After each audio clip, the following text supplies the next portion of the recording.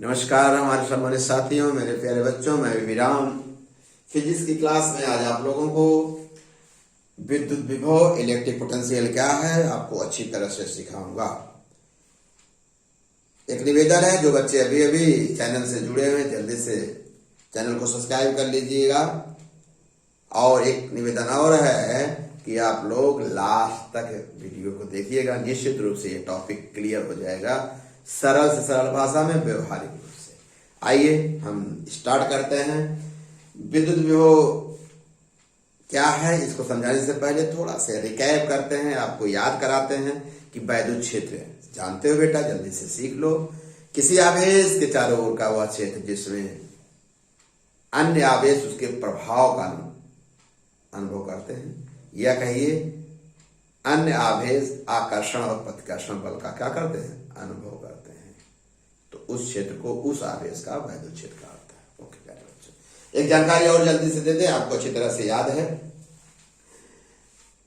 किसी आवेश का जो वैद्युत क्षेत्र की तीव्रता है या वैद्युत क्षेत्र अनंत पर शून्य होता है। इसका मतलब हुआ, जानकारी के लिए आपको बता दें, अगर वैद्युत क्षेत्र प्लस क्यू आवेश तथा माइनस क्यू आवेश दोनों द्वारा उत्पन्न होगा।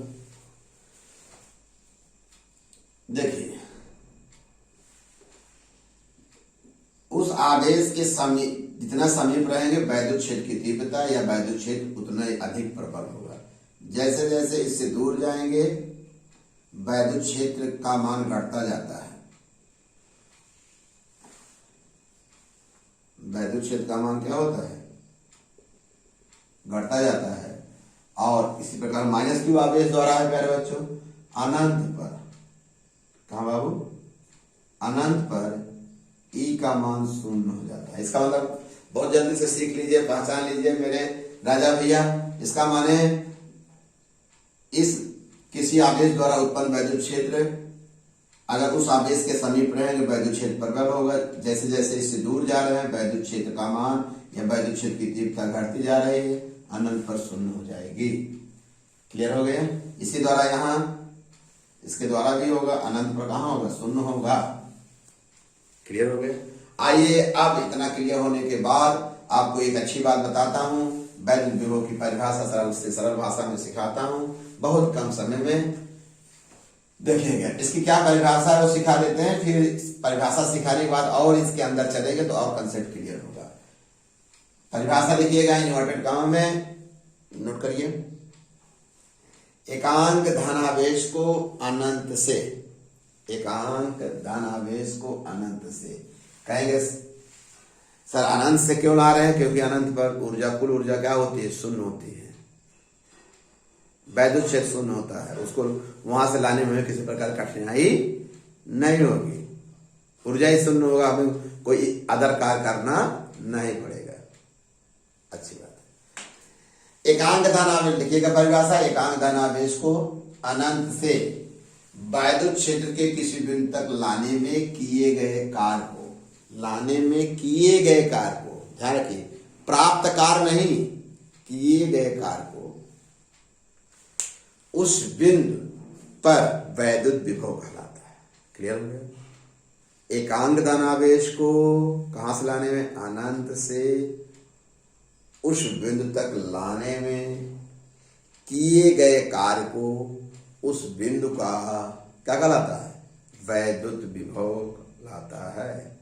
ध्यान रखिएगा यहां किए गए कार्य को। जैसे प्यारे बच्चों आपको समझा दे, फिर फार्मूला पहले क्लियर कर दूं, फिर फार्मूला बताता हूं। जैसे साहब आप अनंत से एकांक धनावेश को लाओगे तो क्या एकांक धनावेश मान लीजिए Q0 को लाना चाहते हो, क्या Q0 बिंदु A तक ला सकते हो, बोलो, ये बोलो भाई। देखो कैसे नहीं ला सकते हो, कौन चौरस ये समझो बेटा, कैसे नहीं ला सकते। यह प्लस क्यू आवेश है, एकांक धनावेश है तो उसकी निश्चित रूप से तीव्रता कम होगी। प्लस क्यू आवेश क्या करेगा, इसको प्रतिकर्षित करेगा, क्योंकि प्लस प्लस में प्रतिकर्षण होता है।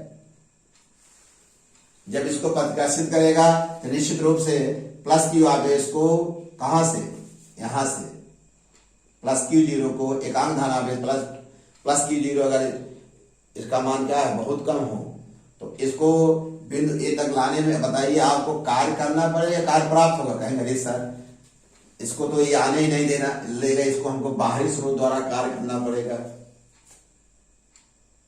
ठीक, एकांक धनावेश को इस बिंदु तक लाने में देखिए, अब देखिए यहां लाने में ज्यादा कार्य होगा कि यहां, तो कहेंगे सर बिंदु बी तक लाने में प्रतिकर्षण बल का कम हमें विरोध करना पड़ेगा और यहां तक लाने में ज्यादा विरोध करने, माने ए पर उच्च विभव होगा और बी पर एक अपेक्षा कम विभव होगा। क्योंकि यहां तक लाने में प्राप्त कार्य है, सॉरी किया गया कार्य, क्यों किसके विरुद्ध काम कर रहे हैं, प्रतिकर्षण बल माने वैद्युत बल के विरुद्ध कार्य कर रहे हैं, इसलिए कार्य हमको करना पड़ रहा है। नहीं समझ रहा, फिर समझाते हैं। थोड़ा हाई स्कूल के बच्चे हैं, अभी अभी मौलिक कंसेप्ट सीख रहे हो, थोड़ी कठिनाई होगी, लेकिन मेरी बात आपको समझ में आ जाएगी ना, या आपको समझ में आ रही है तो आपको कोई समस्या नहीं होगी। इधर देखो, यहाँ एकांक धनावेश को हमने Q0 मान लिया, क्या इसके क्षेत्र में लाने में हमको कार्य करना पड़ेगा, कार्य करना नहीं पड़ेगा? सर कहेंगे कार्य करना पड़ेगा। कैसे कार्य करना पड़ेगा? क्योंकि प्लस है, प्लस अंदर आने नहीं गएगा, क्योंकि समान आवेशों में प्रतिकर्षण होता है, इसलिए बेटा हमको कार्य करना पड़ेगा किसके विरुद्ध, वैद्युत बल के विरुद्ध। ठीक, क्लियर हो गया? इसका मतलब है यह क्लियर हो गया, एकांक धनावेश को यह प्लस Q आवेश द्वारा वैद्युत क्षेत्र में लाने में हमें कार्य करना पड़ रहा है। यही क्या है, उस बिंदु पर वैद्युत विभव है। तो आप बता सकते हो ए पर विभव उच्च होगा कि बी पर, तो आप कहोगे ए पर विभव उच्च होगा, बी पर विभव निम्न होगा। बोलो कैसे? कि निश्चित रूप से अनंत से एकांक धनावेश को ए तक लाने में वैद्युत बल के विरुद्ध अधिक कार्य करना पड़ेगा और बी पर कम, इसलिए ए पर विभव उच्च होगा, बी पर विभव निम्न होगा। कम शब्दों में कहें, इस आवेश के समीप जितने रहेंगे वहां विभव उच्च होगा, जैसे जैसे दूर जाएंगे विभव का मान घटता जाएगा। क्लियर हो गया? वह जिस प्रकार वैद्युत क्षेत्र आवेश के जितने समीप रहेंगे वैद्युत क्षेत्र उतने अधिक होगा, तो वैद्युत क्षेत्र जितने अधिक होगा उस बिंदु पर वैद्युत विभव भी उतने ही ऊंचा होगा। चाहे ऐसे समझ लीजिए चाहे परिभाषा समझ लीजिए। आइए वैद्युत विभव का क्या फार्मूला वो बता दें। वैद्युत विभव की जो परिभाषा है क्या है बेटा, इसको V से लिखते हैं W/Q, जहां Q एकांक माने आवेश है। इसकी परिभाषा ये सूत्र बन गया, कैसे?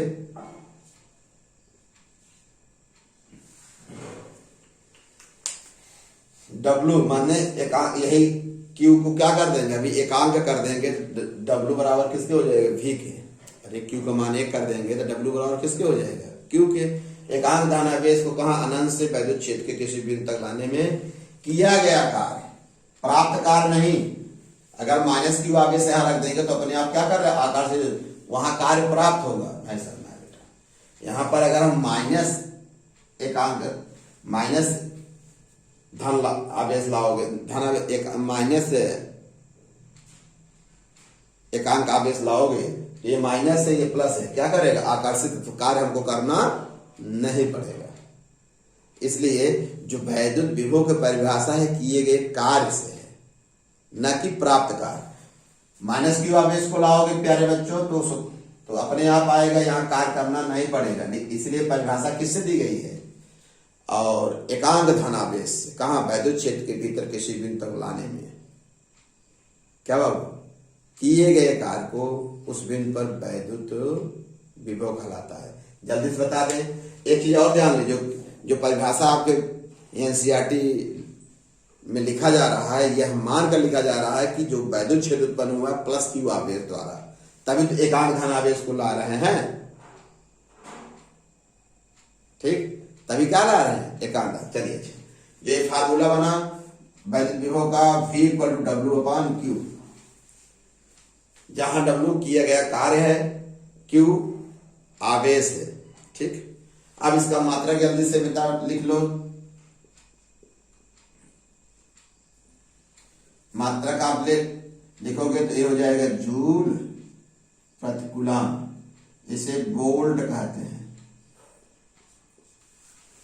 इसका माने वैद्युत विभव का मात्रा क्या होगा, वोल्ट, जूल प्रति कूलाम कहेंगे, और इसको इसे क्या कहते हैं, वोल्ट। ठीक, वैद्युत विभव एक अदिश राशि है। कैसी राशि है बेटा, अदिश राशि है। ओके प्यारे बच्चों, ये एक छोटा सा परिचय था, आपने अच्छी तरह से सीख लीजिए, और इसके और जो कंपटीशन लेवल की बातें हैं हम नेक्स्ट वीडियो में चर्चा करेंगे। ओके प्यारे बच्चों, धन्यवाद।